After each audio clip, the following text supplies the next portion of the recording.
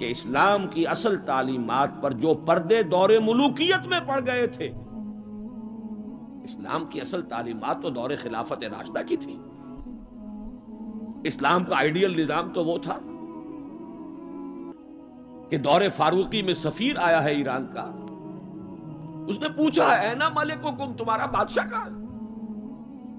اسے جواب ملا لیس لنا ملکن بل لنا امیرن، ہمارا کوئی بادشاہ نہیں ہے، ہمارا تو ایک امیر ہے، امیر المومنین ہے ہمارا. بھئی وہ کہاں ہے؟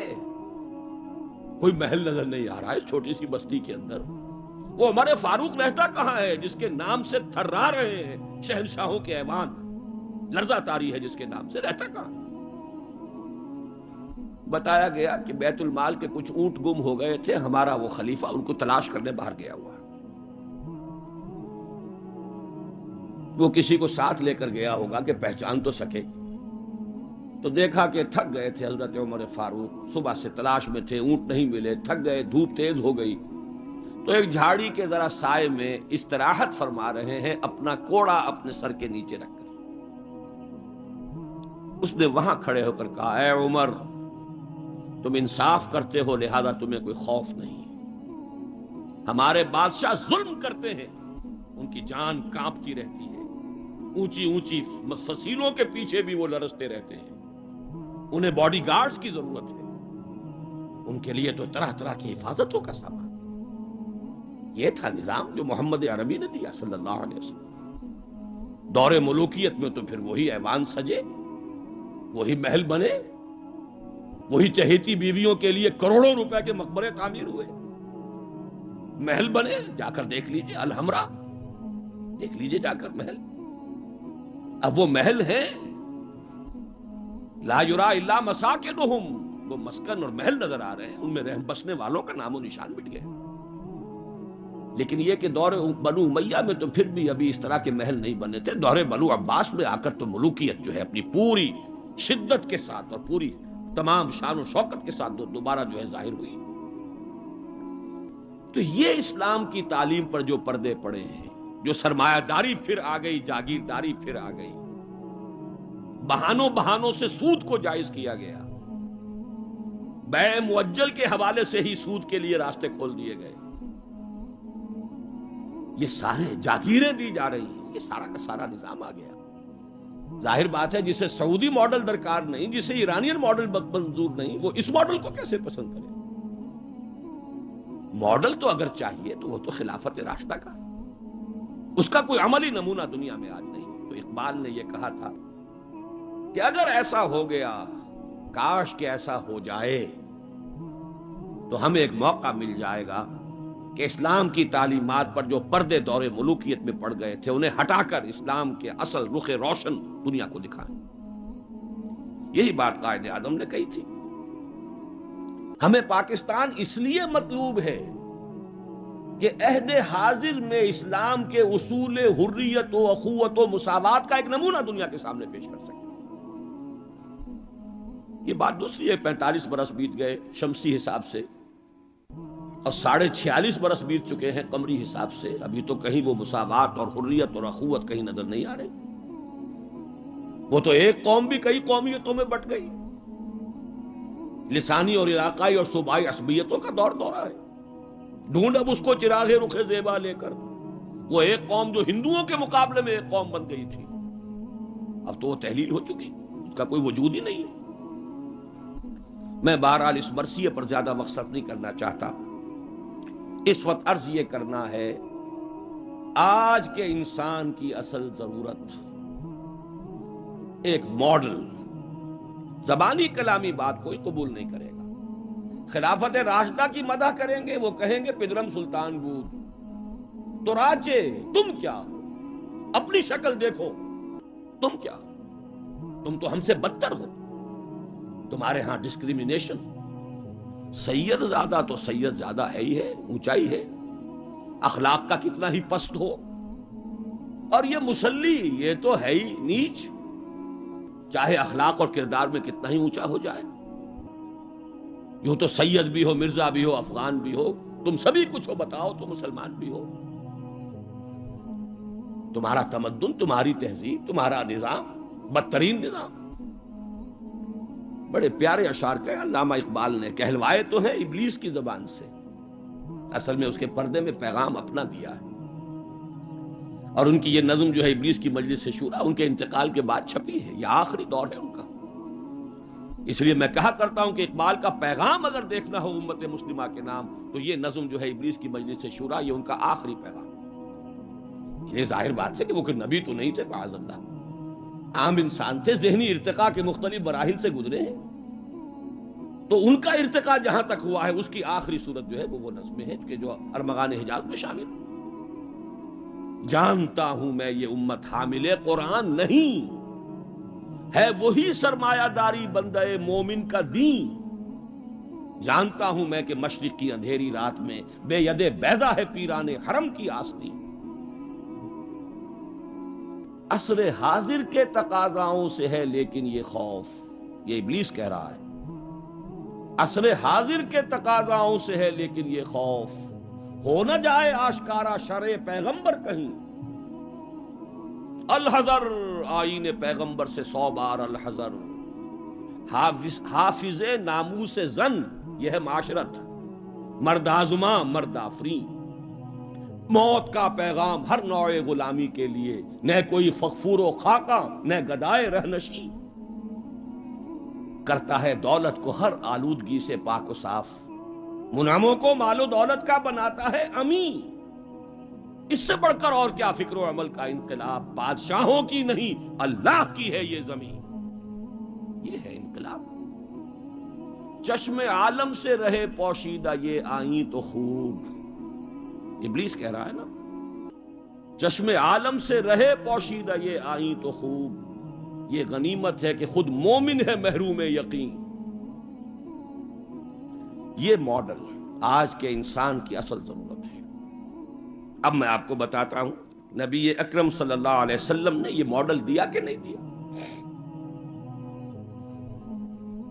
حضور صلی اللہ علیہ وسلم کا یہ ماڈل آج دنیا کا ہر باشعور انسان یہ ماننے پر مجبور ہے کہ آئیڈیل ماڈل،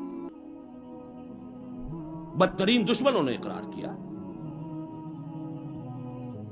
ایم این رائے 1920 میں لیکچر دیا اس نے، ہسٹوریکل رول آف اسلام، لاہور میں دیا، وہ کتاب اب بھی بھارت میں چھپتی ہے۔ اس نے کہا کہ تاریخ انسانی کا عظیم ترین انقلاب وہ ہے جو محمد نے برپا کیا صلی اللہ علیہ وسلم۔ گاندھی نے 1937 میں جب پہلی مرتبہ ہندوستان میں انگریزوں نے ہمیں کچھ تھوڑی سی سیلف گورنمنٹ دینی شروع کی تھی، 35 کا ایکٹ جو ہے گورنمنٹ آف انڈیا ایکٹ 1935، اس کے نتیجے میں پھر الیکشنز ہوئے سن 36 میں، اور پھر وزارتیں بنی اور پورے ہندوستان میں کانگریس کی وزارت۔ ہری جن میں مقالہ لکھا گاندھی نے اور اپنے ان وزیروں کو کہا، ہدایت کی کہ ابو بکر اور عمر کے ماڈل کو سامنے رکھنا۔ میں تمہارے سامنے ابو بکر اور عمر کی مثال پیش کروں۔ مجھے ایک واقعہ اور یاد آیا ہے، یہ تو چیز چھپی ہوئی ہے، ہری جن کا مقالہ ہے، اس کو تو کوئی شخص ویریفائی کر سکتا ہے۔ ایک واقعہ جو ہے یہ ایک روایت ہے۔ میں جب پہلی مرتبہ حیدرآباد دکن گیا تھا، یہ آج سے کوئی 10 سال پہلے کی بات ہے، وہاں ایک مولانا ابوالکلام آزاد انسٹیٹیوٹ ہے، اس میں میری ایک تقریر تھی، کھچا کھچ بھرا ہوا ہال۔ ایک صاحب جو گورنر رہے تھے، پرانے کانگریسی بوڑھے 80 برس کی عمر کے گورنر رہے تھے بہار کے، بھی نام مجھے اس وقت ذہن سے اتر گیا ہے، وہ ان کی صدارت تھی۔ وہاں میں نے تقریر کی مولانا ابوالکلام آزاد مرحوم کے ایک زندگی کے بارے میں، اب اس کا تفصیل میں یہاں بیان نہیں کروں گا۔ تو ایک صاحب جو وہاں ریٹائر ہوئے تھے عثمانیہ یونیورسٹی سے as head of the political science department, وہ مجھ سے ملے۔ انہوں نے ایک تو مجھے یہ کہا کہ آج تک ابوالکلام کے بارے میں اگرچہ میں نے 20 لوگوں کو پی ایچ ڈی کرا دی ہے مولانا ابوالکلام آزاد کی زندگی اور ان کے خیالات، افکار، نظریات، ان پر 20 کو میں نے پی ایچ ڈی کرائی ہے اپنی نگرانی میں، لیکن اتنا کلیئر کانسیپٹ میرے سامنے ابوالکلام کا آج تک نہیں تھا۔ اور وہ 2 جملے میں بیان کر دیتا ہوں۔ میں نے یہ کہا کہ ابوالکلام کی زندگی کے 2 دور تھے، 1912 سے لے کر کا اور 1920 تک کا ابوالکلام، یہ تسلسل تھا تحریک شہیدین کا. سید احمد بریلوی رحمت اللہ علیہ اور شاہ اسماعیل شہید رحمہ اللہ، ان کی جو تحریک جہاد تھی اس کا معنوی تسلسل ہے ابوالکلام الہلال اور البلاغ والا ابوالکلام. لیکن پھر 1920 میں اس نے ہمت ہار دی،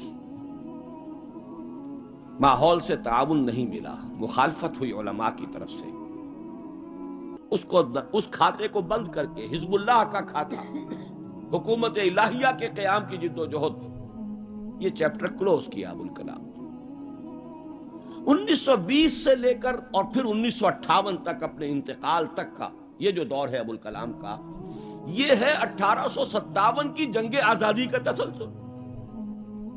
اگر آپ کے ذہن میں اپنی پچھلی صدی کی یہ دو تحریکیں ہوں، 1930 کی جو تحریک تھی، 1830 کی، 1826 سے لے کر 1831 میں پھر شہادت ہوئی ہے بالا کوٹ میں، یہ جو تحریک تھی اس کا تسلسل ہے الہلال اور البلاغ والا ابوالکلام. 1857 میں جنگ آزادی تھی، انگریز کے خلاف بغاوت، اسے غدر کہتے تھے، اب جنگ آزادی کہتے ہیں. انگریزی دور میں ہم نے جب تاریخ پڑھی تھی تو وہ غدر کے نام سے تھی. اس میں ہندو اور مسلمان دونوں شریک تھے، متحدہ جد و جہد تھی انگریز سے نجات پانے کی. تو ابوالکلام کی 1920 کے بعد سے لے کر باقی زندگی جو ہے وہ در حقیقت مانوی تسلسل ہے اس جنگ آزادی کا جو 1857 میں لڑی گئی اور ناکام ہو گئی. ناکام تو وہ بھی ہو گئی، تحریک شہیدین بھی ناکام، 1857 کی جنگ آزادی بھی ہو گئی. بہرحال انہوں نے ایک بات تو یہ بتائی، اور مجھے اصل میں جو یاد آیا تھا معاملہ وہ ان کے ایک اور قول کا تھا. 1917 میں وہ کہتے ہیں کہ میں علی گڑھ میں پڑھتا تھا. اس وقت تک وہ صرف ایک کالج تھا، ابھی یونیورسٹی نہیں بنا تھا، اور ہاسٹل میں رہتا تھا. تو ایک روز شور مچ گیا، گاندھی جی آئے، گاندھی جی آئے، گاندھی جی آئے. گاندھی ابھی نئے نئے آئے تھے ساؤتھ افریقہ سے، اور وہ گویا کہ انڈیا کے پولیٹیکل ہورائزن پر ابھی وہ ایک رائزنگ سن کی حیثیت سے تھے. شور مچ گیا، گاندھی جی آئے، گاندھی جی آئے. خیر وہ ہم نے ان کو گھیر لیا، کہا کچھ خطاب کیجیے. ان کا خطاب نہیں، میں تو صرف دیکھنے آیا تھا. اور وہ گیا تھا، پہلے حاضری دی تھی سر سید کے قبر پر. پھر اس نے کہا میں آپ لوگوں کو ایک تو خوشخبری دیتا ہوں، آپ کے کالج کے یونیورسٹی بننے کا فیصلہ ہو گیا ہے، چارٹر آپ کی یونیورسٹی کا منظور ہو گیا ہے. آپ کو معلوم نہیں ہوگا، میں آپ کو خوشخبری دے رہا ہوں. لیکن ایک بات میں آپ سے اور کہتا ہوں، لوگ ہم گوش ہو گئے. اگر آپ کا کالج یا آپ کی یونیورسٹی ایک عمر پیدا کر دے تو بہت بڑا احسان ہوگا نو انسان. لیکن مجھے یقین ہے آپ عمر پیدا نہیں کر سکتے، اس لیے کہ میں آپ کے ہاسٹلوں میں چکر لگا چکا ہوں. وہاں قالین بچھے ہوئے ہیں، وہاں عیش اور آسائش کے سامان ہیں. اس ماحول میں عمر پروان نہیں چڑھتا. میں یہ سمجھتا ہوں کہ علامہ اقبال نے جو اشعار لکھے ہیں، شاید یہ واقعہ ہی ہو کہ جو اس کی تحریک بنا ہو. تیرے صوفے ہیں افرنگی، تیرے قالی ہیں ایرانی، لہو مجھ کو رلاتی ہے جوانوں کی تن آسانی. تو معلوم ہوا کہ یہ عمر کا وہ مقام گاندھی کی نگاہ میں تھا. اور پھر سن 1937 میں 20 برس بعد وزیروں کو کہا ہے کہ ابو بکر اور عمر کو اپنے سامنے ماڈل کی حیثیت سے رکھو. ایچ جی ویلز نے کہا ہے، اگرچہ حضور کی ذاتی زندگی پر، خاص طور پر ازدواجی زندگی پر بڑے رقیق حملے کیے، لیکن پھر اس نے جب حجۃ الوداع کے ذکر پر آتا ہے concise history of the world میں، اس کا پرانا آپ کو کوئی ایڈیشن تلاش کرنا ہوگا، نئے ایڈیشن میں سے یہ پیسیجز نکال دیے ہیں نئے ایڈیٹرز نے. لیکن یہاں کی یونیورسٹی سے میں نے نکلوا کر ایک دفعہ ویریفائی کیا تھا، چونکہ مجھے تو بہت پرانے یہ الفاظ یاد تھے، لیکن پھر میں نے انہیں تازہ کیا کراچی یونیورسٹی کی لائبریری سے. اس میں وہ لکھتا ہے، وہ حضور کے خطبے کے الفاظ نقل کر کے، لا فضل لعربی علی عجمی ولا لعجمی علی عربی ولا لاحمر علی اسود ولا لاسود علی احمر الا بالتقوی کلکم بنو آدم وآدم من تراب. اس کا ترجمہ دے کر پھر لکھتا ہے کہ اگرچہ ہیومن فریٹرنیٹی، فریڈم اور ایکویلٹی کے سرمنز تو پہلے بھی بہت کہے گئے تھے، جیزس آف نزارت کے ہاں، حضرت مسیح کا تذکرہ کر رہا ہے، جیزس آف نزارت کے ہاں بھی سرمنز تو بہت ہیں، لیکن یہ ماننا پڑتا ہے کہ تاریخ انسانی میں پہلی مرتبہ محمد نے ان اصولوں پر ایک معاشرہ قائم کر کے دکھایا. اس سے بڑا ٹریبیوٹ کیا ہوگا؟ اور دشمن ہے، ذاتی اعتبار سے حملے کر رہا ہے، رقیق حملے کر رہا ہے، استہزاء کر رہا ہے یہ تعدد ازدواج کا، لیکن یہ بات ماننے پر مجبور ہے کہ انسانی تاریخ میں پہلی مرتبہ انسان کی حریت، اخوت اور مساوات کے اصولوں پر مبنی ایک نظام قائم کیا محمد صلی اللہ علیہ وسلم. اور نوٹ کیجئے یہی 3 الفاظ قائد اعظم نے استعمال کیے تھے. ہم پاکستان اس لیے چاہتے ہیں کہ عہد حاضر میں اسلام کے اصول حریت و اخوت و مساوات کا ایک نمونہ دنیا کو دکھا. اسی طرح پھر ڈاکٹر مائیکل ہارٹ کی دی 100 مشہور کتاب ہے.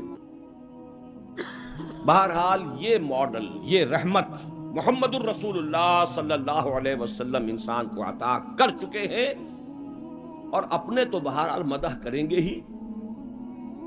اپنوں کی تو آنکھ محبت اور عقیدت کی آنکھ ہے، لیکن میں نے یہ گواہیاں دی ہیں اغیار کی، دشمنوں کی. اب آئیے دوسری آیت کی طرف. لقد کان لکم فی رسول اللہ اسوۃ حسنہ. یہاں خطاب ہو رہا ہے تمہارے لیے اللہ کے رسول کی زندگی میں، اللہ کے رسول کی شخصیت میں ایک عمدہ نمونہ ہے. پہلے تو غور کیجئے لکم سے مراد کیا ہے. یہاں خطاب مسلمانوں سے ہے، یہاں پوری نوع انسانی سے نہیں ہے. یہ فرق ہے، نوٹ کر لیجئے. پہلی آیت کے مقابلے میں خطاب کا رخ اس آیت میں یہ محدود ہے، مسلمانوں کی طرف خطاب. اے مسلمانوں، تمہارے لیے رسول کی شخصیت میں ایک عمدہ نمونہ ہے. آپ کہیں گے کس دلیل سے یہ کہہ رہے ہیں؟ اسی آیت کا جو دوسرا ٹکڑا ہے وہ عام طور پر پڑھا نہیں جاتا. لقد کان لکم فی رسول اللہ اسوۃ حسنۃ لمن کان یرجو اللہ والیوم الآخر وذکر اللہ کثیرا. اس شخص کے لیے اسوہ ہے حضور کی زندگی اور شخصیت جو 3 شرطیں پوری کرے. جیسے کہ قرآن مجید خود اپنے بارے میں کہتا ہے ہدی للناس شہر رمضان الذی انزل فیہ القرآن ہدی للناس وبینات من الہدی والفرقان. لیکن سورہ بقرہ ہی کے شروع میں کہتا ہے ہدی للمتقین. ستیارتھ پرکاش کے مصنف نے سوامی دیانند سرسوتی نے تو اعتراض کیا تھا اس پر.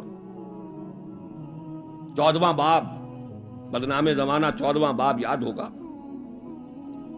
اس کا حل کیا ہے اس اشکال کا؟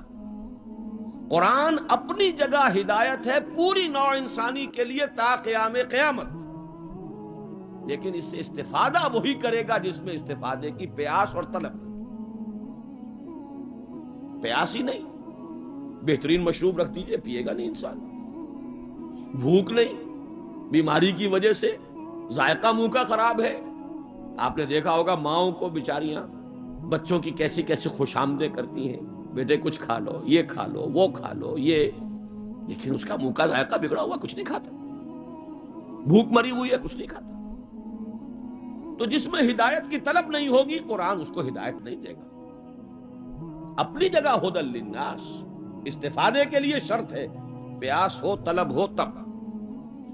اسی طرح حضور کی زندگی اسوہ کاملہ، اپنی جگہ مکمل ہر اعتبار سے، لیکن اس سے استفادہ کرنے کے لیے 3 شرطیں ہیں. لقد کان لکم فی رسول اللہ اسوۃ حسنۃ لمن کان یرجو اللہ والیوم الآخر وذکر اللہ کثیرا. اس کے لیے اسوہ ہے کہ جو اللہ سے ملاقات کا امیدوار ہے، یوم آخرت پر یقین رکھتا ہے، حساب کتاب کا یقین ہے، اور اللہ کا ذکر کرتا ہو کثرت کے ساتھ، اس کے لیے اسوہ. بہت اہم ہے یہ نقطہ جو عام طور پر اس آیت کا دوسرا ٹکڑا جو ہے وہ سنایا ہی نہیں جاتا. لقد کان لکم فی رسول اللہ اسوۃ حسنۃ لمن کان یرجو اللہ والیوم الآخر وذکر اللہ کثیرا.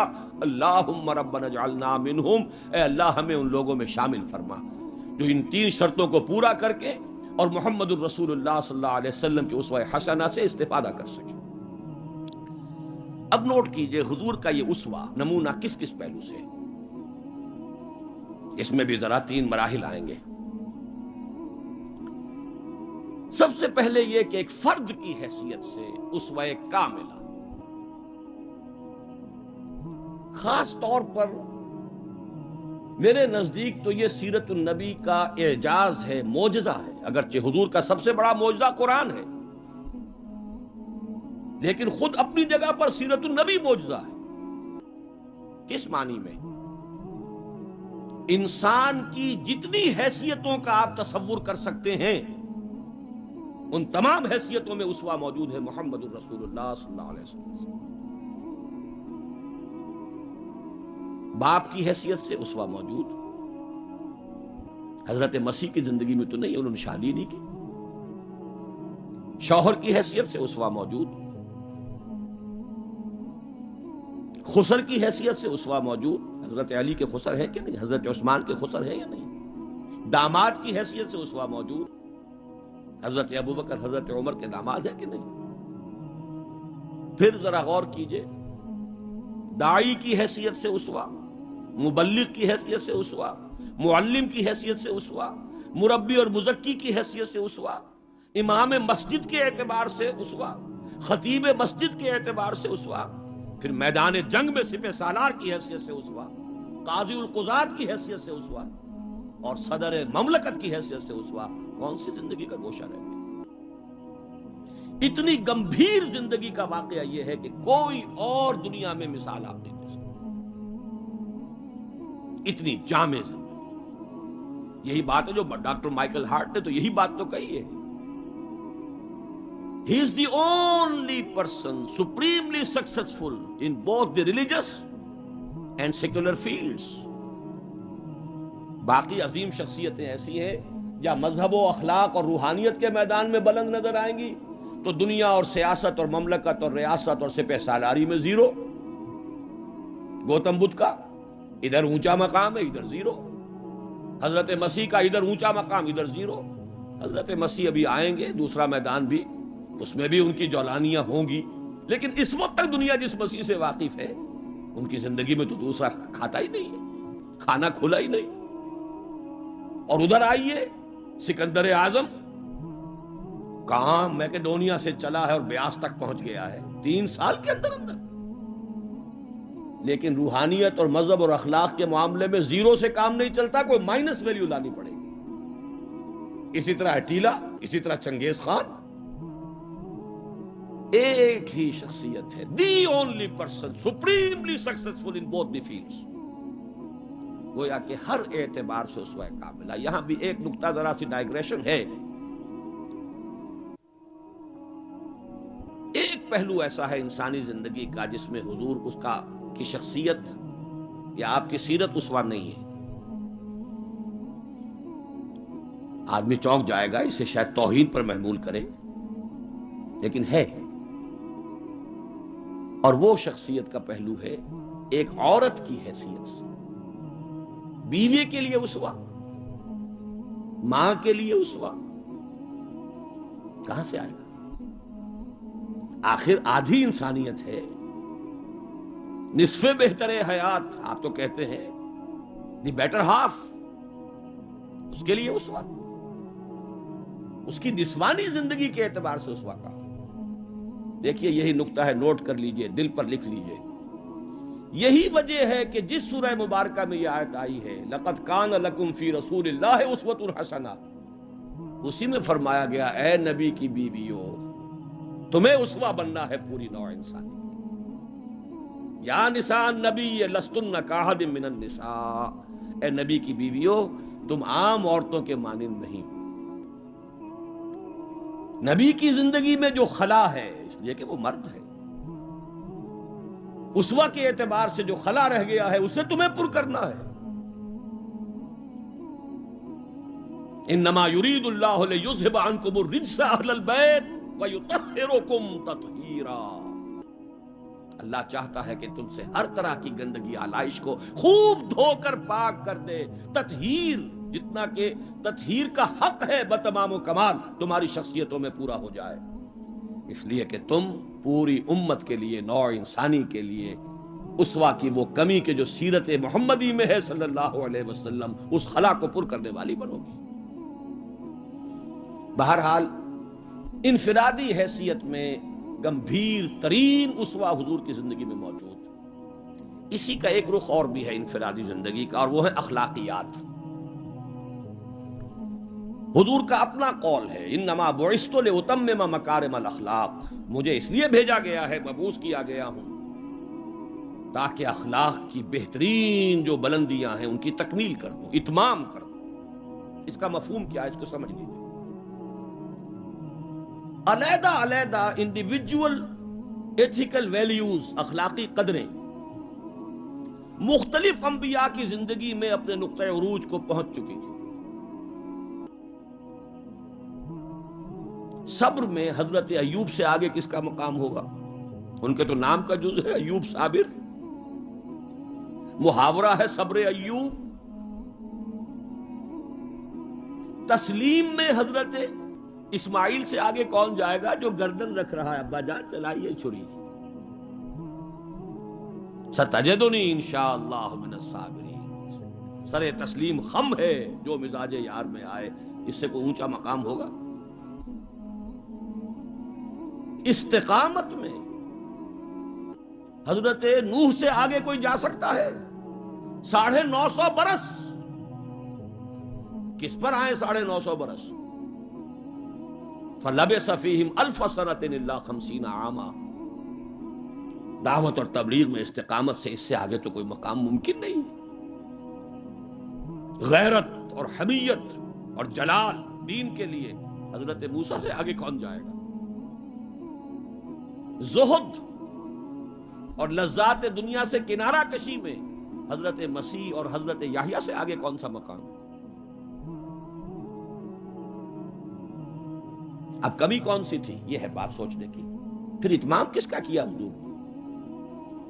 یہ اتمام ہے جامعیت کا اتمام، ان تمام اقدار کو جمع کر کے ایک بہترین گلدستہ توازن، اعتدال کے ساتھ ان سب کو ایک شخصیت میں جمع کر دینا، یہ ہے وہ اتمامی اور تکمیلی شان جو محمد الرسول اللہ صلی اللہ علیہ وسلم کی ہے اس میدان میں۔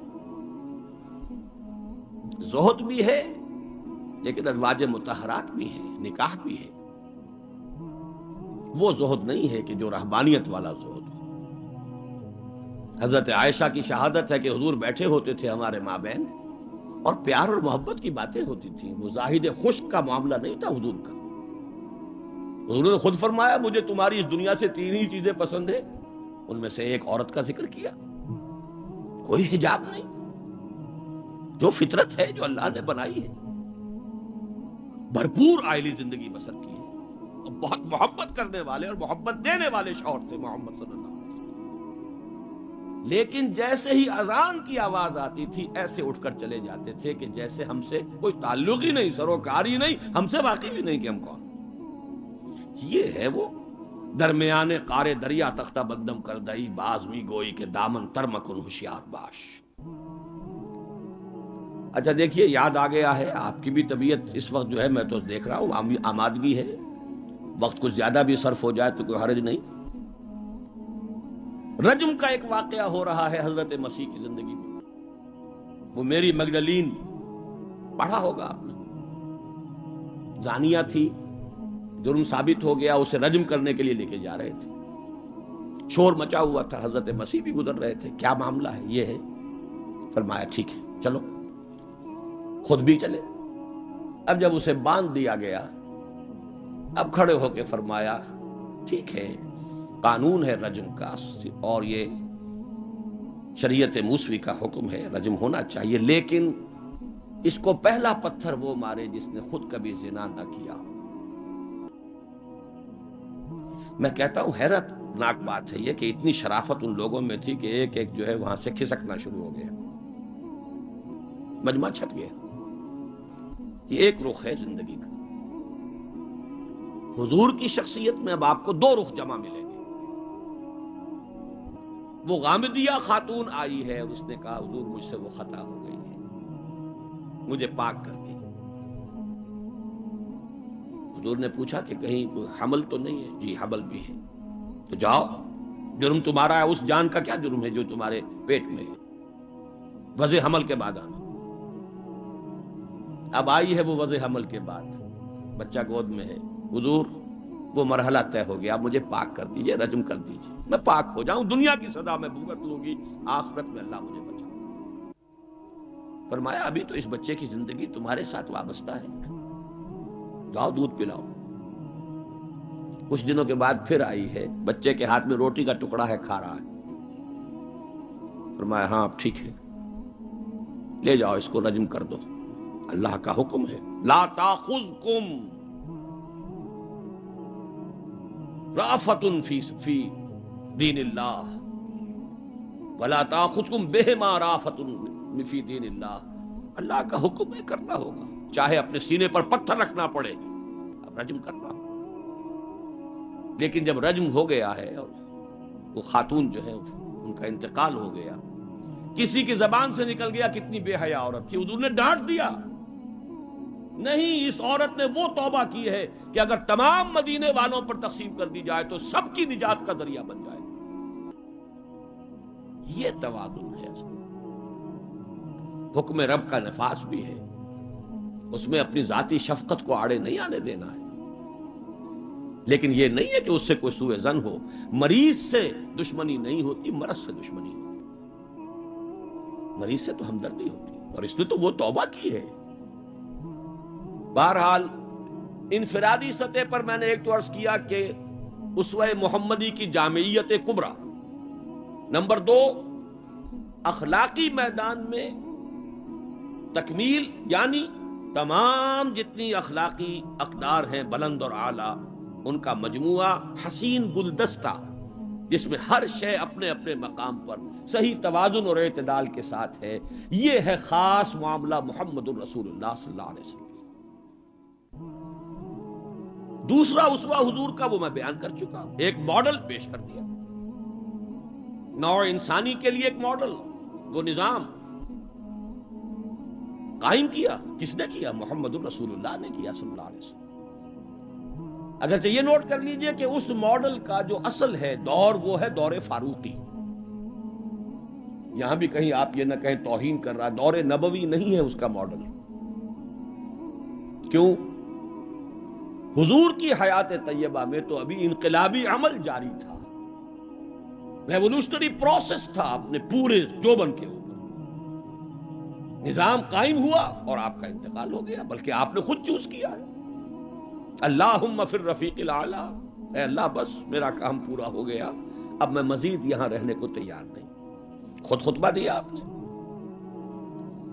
بلکہ اسے اگر سوء ادب نہ سمجھا جائے تو میرے دل میں تو ایک بات ہے کہ اگر حضور کے قدموں میں اللہ نے پہنچا دیا میدان قیامت میں یا عالم آخرت میں، تو شکوہ کروں گا کہ حضور آپ نے جلدی کی۔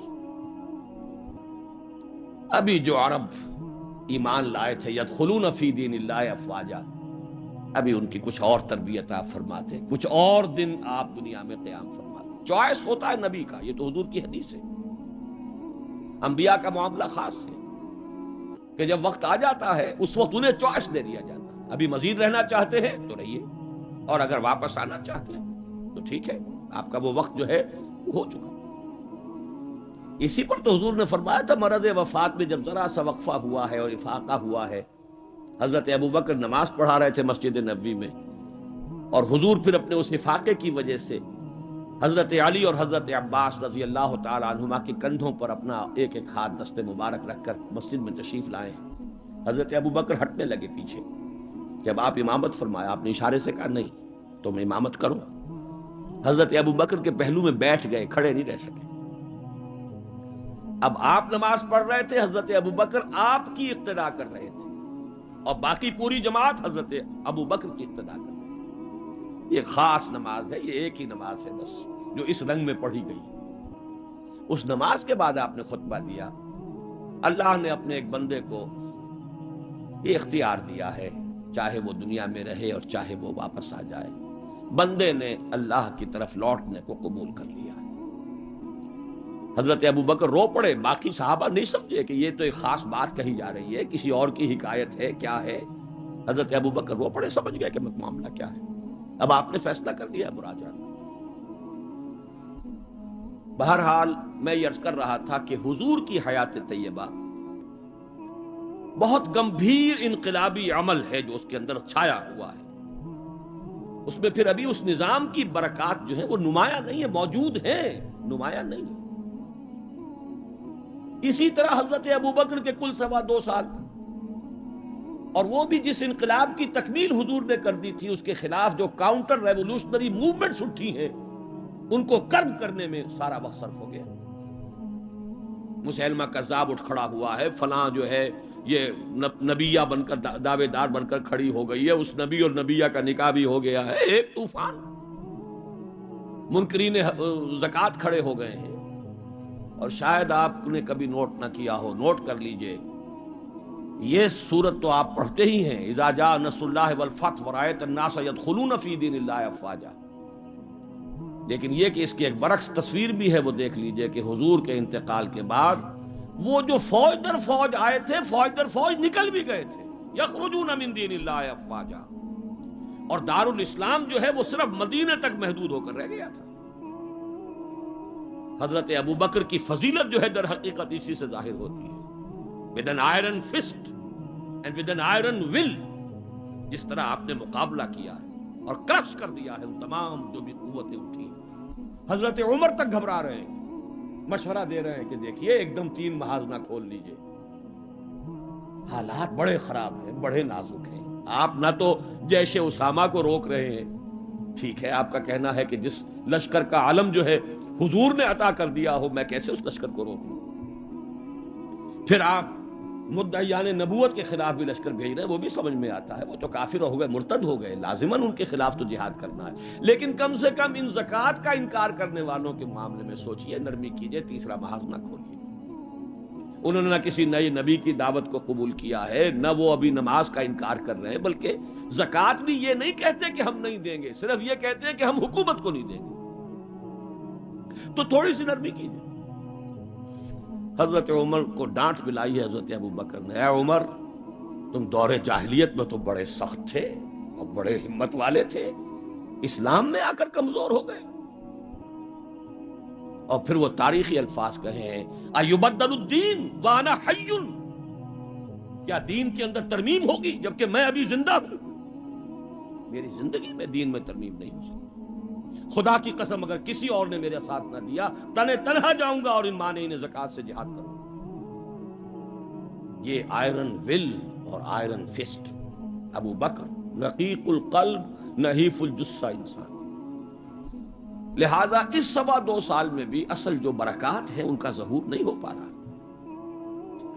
اصل میں جسے انگریزی میں آپ کہتے ہیں للی ان بلوم، یہ گلاب کا پھول پوری طرح کھل کر جو سامنے آیا ہے، وہ دور فاروقی ہے رضی اللہ تعالی عنہ.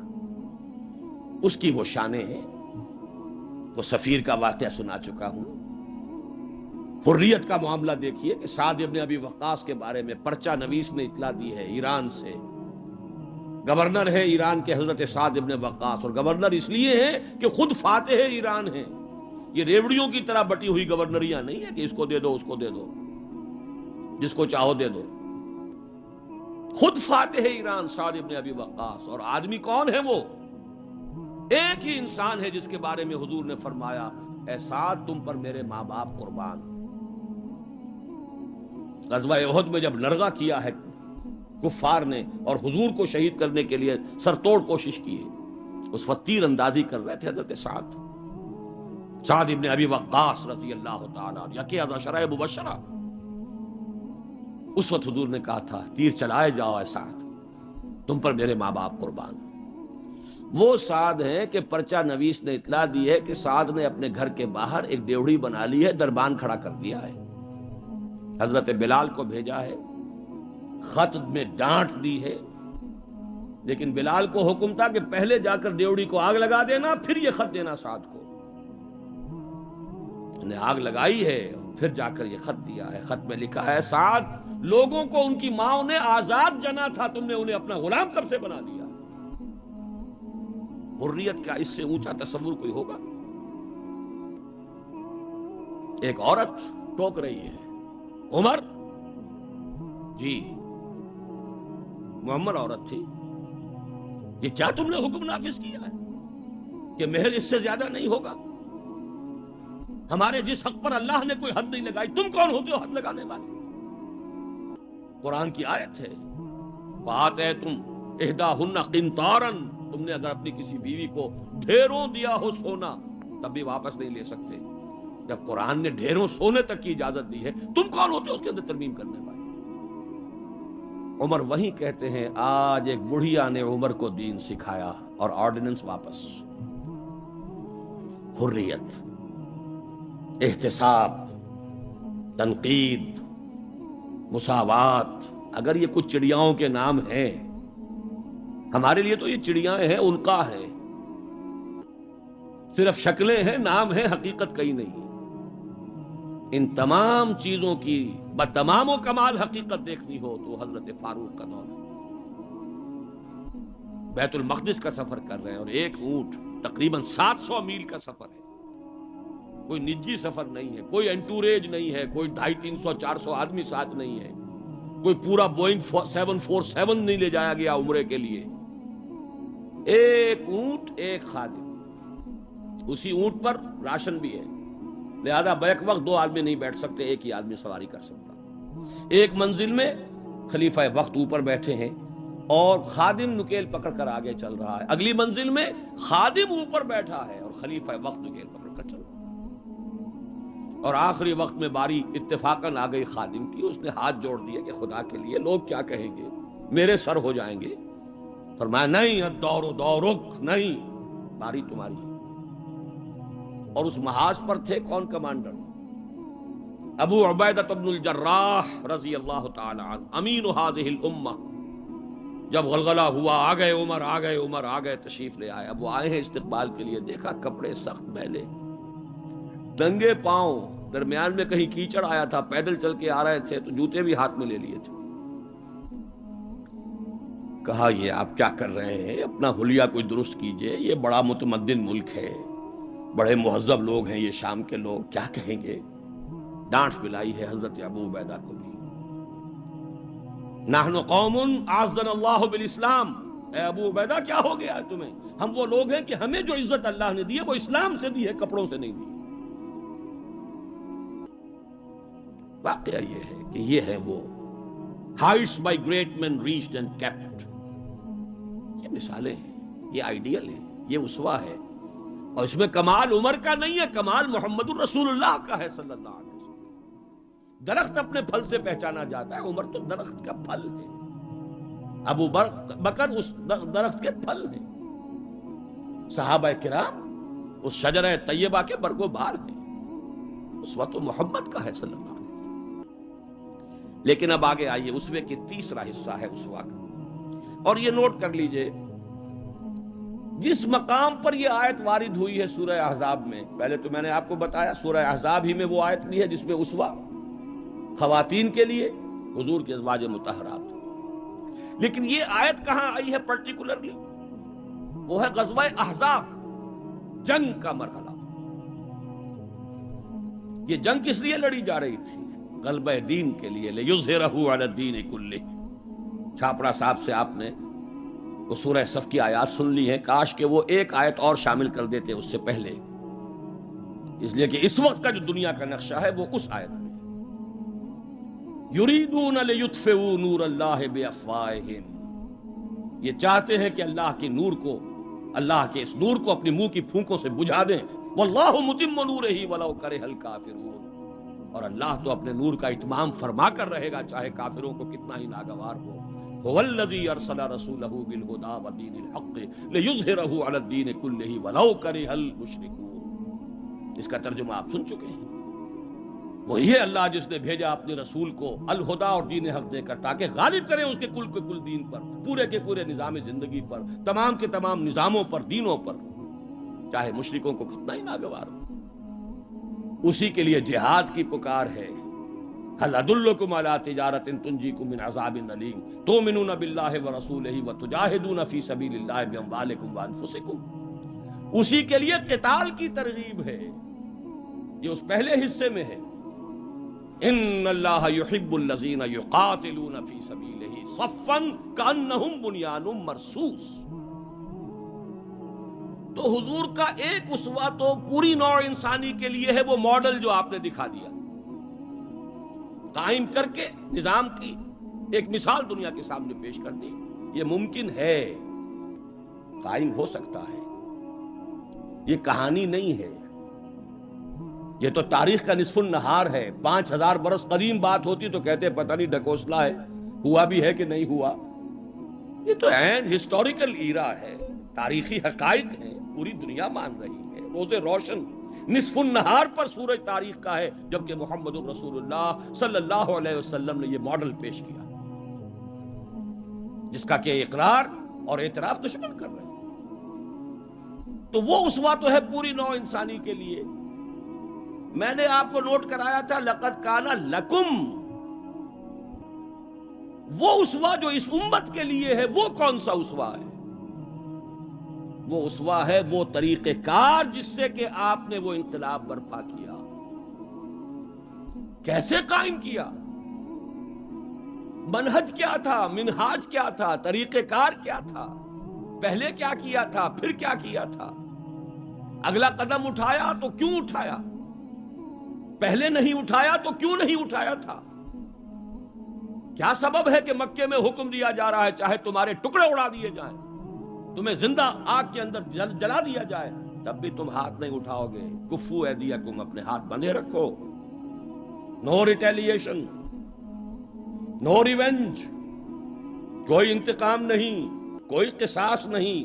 آئے گا وہ وقت جب تمہارے ہاتھ کھول دیے جائیں گے. نغمہ ہے بلبل شوریدہ تیرا خام، ابھی اپنے سینے میں اسے اور ذرا تھام. ابھی اپنے ہاتھ روکے رکھو، چاہے تمہارے جسم کے ٹکڑے کر دیے. کیا وجہ ہے؟ پھر کیا وجہ ہے؟ ہاتھ کھل گئے، کیوں کھل گئے؟ فیصلہ کن چیز کون سی تھی؟ ہاتھ بندھے ہوئے تھے تو کیوں بندھے ہوئے تھے؟ کھلے تو کیوں کھلے؟ کب کھلے؟ کس تبدیلی کی وجہ سے کھلے؟ کیا وجہ ہے کہ سن 6 میں صلح حدیبیہ کر رہے ہیں اور بظاہر گر کر اور دب کر رہے ہیں؟ ہر مسلمان کا خون کھول رہا ہے. حضرت عمر سے تو ضبط نہیں ہو سکا. ساری عمر پچھتاتے رہے کہ میں نے گستاخی کا معاملہ کیا تھا. جو جا کر حضور سے کہا تھا کیا ہم حق پر نہیں ہیں؟ فرمایا ہاں ہم حق پر ہیں. تو پھر ہم دب کر صلح کیوں کر رہے ہیں؟ فرمایا میں اللہ کا رسول ہوں، وہی کر رہا ہوں جس کا مجھے حکم ہے. یہی بات حضرت علی نے کی جب سہیل ابن عمر نے کہا ہے کہ یہ معاہدہ جو لکھا جا رہا ہے صلح کی دستاویز، اس میں آپ کے نام کے ساتھ رسول اللہ کا لفظ نہیں ہوگا، اس لیے کہ دستاویز پر تو دونوں پارٹیز کے دستخط ہونے. اگر ہم آپ کو اللہ کا رسول مان لیں تو جھگڑا کائے گا؟ پھر ہم تو نہیں مانتے کہ آپ اللہ کے رسول ہیں. یہ معاہدہ ہوگا محمد ابن عبداللہ اور قریش کے مابین. وہی مسکرا کر بات فرمائی، تم مانو یا نہ مانو میں اللہ کا رسول ہوں، لیکن اے علی مٹا دو جو یہ کہہ رہا ہے، مان لو کہ لکھ دو محمد ابن عبداللہ. عرض کیا حضور یہ میں نہیں کر سکتا. غیرت و حمیت حضرت عمر میں ہے، حضرت علی میں ہے، کوئی فرق نہیں. کچھ فرق نہیں ان چاروں میں. معلوم ہوا ہے کرنیں ایک ہی سورج کی. اس اعتبار سے نوٹ کیجئے کہ خون کھول رہا ہے، اور خون کھولنے کی مثال میں آپ کو اب دیتا ہوں. ایک ایک شخص کا خون کھول رہا ہے، یہاں تک کہ ابو بکر کا خون کھول رہا ہے. یہ دوسری بات ہے، ضبط اتنا ہے کہ بولے نہیں. کیسے معلوم ہوا کہ خون کھول رہا تھا ابو بکر کا بھی؟ جب صلح ہو گئی حضور نے فرمایا مسلمانوں اب احرام کھول دو، جو ہدی کے جانور ہیں یہیں ذبح کر دو. کوئی نہیں اٹھا. دوسری مرتبہ فرمایا مسلمانوں اٹھ جاؤ، اٹھو، اب جو ہو گیا صلح ہو گئی ہے، احرام کھول دو. کوئی نہیں اٹھا. ابو بکر بھی نہیں اٹھے، ایک آدمی نہیں اٹھا. تیسری مرتبہ پھر کہا. آپ حیران ہوں گے کہ یہ صحابہ کا یہ واقعہ، حضور کا حکم، اس کی ایک توجیہ ہے وہ میں بعد میں عرض کروں گا، لیکن پہلے واقعہ کیا ہے اس کو سمجھیے۔ دل گرفتہ ہو کر حضور اپنے خیمے میں گئے، ناراض ہو کر، دل گرفتہ۔ حضرت ام سلمہ تھا ساتھ تھی رضی اللہ تعالیٰ، بڑی مدبر خاتون، بہت مدبر خاتون۔ جا کر کہا ہے کہ مسلمانوں کا یہ حال ہے سب کا، میں نے 3 مرتبہ کہا ہے، کوئی نہیں اٹھ رہا۔ حضرت ام سلمہ نے مشورہ دیا، حضور آپ کسی سے کچھ کہیے نہیں، اپنا احرام کھول دیجئے، قربانی دیجئے۔ اب آئے ہیں، آ کر اپنا احرام کھول دیا، قربان، اب سب اٹھ گئے، سب نے قربانیاں دے دی۔ میرے ذہن میں اس کی تعویل یہ ہے کہ لوگ منتظر تھے، اسے کہا جاتا ہے فلسفے میں حالت منتظرہ، پتہ نہیں حضور ہمارا امتحان تو نہیں لے رہے، یہ احرام کیسے کھول دے بغیر عمرہ کیے، یہ کوئی اللہ اور اس کے رسول کی طرف سے ہماری غیرت و حمیت کا امتحان تو نہیں ہے۔ اس سسپینس میں تھے، جب دیکھا کہ حضور نے تو کھول دیا احرام، قربانی دے دی، اب گویا کہ کوئی شک اور شبہ کی بات نہیں رہی کہ یہی منشاء نبوت ہے، یہی حکم ہے، لہذا کوئی ایک بھی نہیں تھا کہ جو پیچھے رہ گیا۔ لیکن میری گفتگو اس وقت اس مرحلے پر تھی کہ قابل توجہ ہے یہ بات، 2 سال قبل سن 6 میں حضور صلی اللہ علیہ وسلم بظاہر گر کر دب کر صلح کر رہے ہیں، اور 2 سال کے بعد قریش کا سردار آ کر ابو سفیان خوش آمدیں کر رہے ہیں، اس لیے میں ادب کا اس سے نام دوں گا کہ ایمان لے آئے بعد میں، صحابی ہے، خدا کے لیے ہماری طرف سے خطا ہوئی ہے، ہمارے ایک قبیلے نے، ہمارے حلیف قبیلے نے صلح کو توڑا ہے، رینیو کر دیجئے، دوبارہ وہ ٹریٹی ہو جائے، دوبارہ معاہدہ ہو جائے۔ حضور نہیں سن رہے، سفارشیں کرا رہے ہیں، حضرت علی سے کرا رہے ہیں، فلاں سے کرا رہے ہیں، خدا کے لیے سفارش کرو، منواؤ۔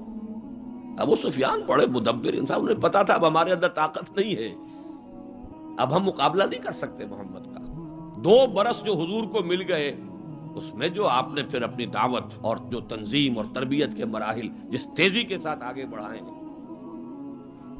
خیبر فتح کر لیا، اتنی بڑی فتح، صلح حدیبیہ کے فوراً بعد، جب اندرون ملک عرب کوئی اندیشہ نہیں رہا، سیدھے آپ نے تیر کی طرح رخ کیا خیبر کا، اور وہ گڑھ اور قلعہ جو ہے یہود کا، اس کو پاش پاش کر دیا۔ اب طاقت اتنی ہو چکی تھی کہ ابو سفیان کو معلوم تھا we are no match to Muhammad now صلی اللہ علیہ وسلم۔ اس لیے بلکہ اس میں بھی واقعہ سن لیجئے، حضرت ام حبیبہ ابو سفیان کی بیٹی ہے، حضور کے نکاح میں ہے، معلوم ہوا کہ this is the nearest approach، اس سے زیادہ سفارش اور کون سی ہوگی، اپنی بیٹی جو ہے خود نبی کے گھر میں، بڑی امیدیں لے کر گئے ہوں گے ابو سفیان۔ حضرت ام حبیبہ کے حجرے میں جب گئے، چارپائی پر بیٹھنے لگے تھے، انہوں نے کہا ابا جان ذرا ٹھہریے، بستر بچھا ہوا تھا اس کو طے کر دیا، کہا اب بیٹھیے۔ اب یہ قریش کا سردار، مکے کا چیف، پوچھتے ہیں بیٹی یہ بستر میرے لائق نہ تھا یا میں اس بستر کے لائق نہ تھا؟ فرمایا ابا جان آپ اس بستر کے لائق نہیں ہیں، یہ محمد الرسول اللہ کا بستر ہے، آپ مشرک ہیں، کافر ہیں، نجس ہیں۔ تو میں یہ کہا کرتا ہوں کہ کیا ان کو خیال رہا ہوگا کہ اب کیا سفارش کے لیے اس بیٹی سے کہے جن کا معاملہ، جس کا طرز عمل یہ ہے۔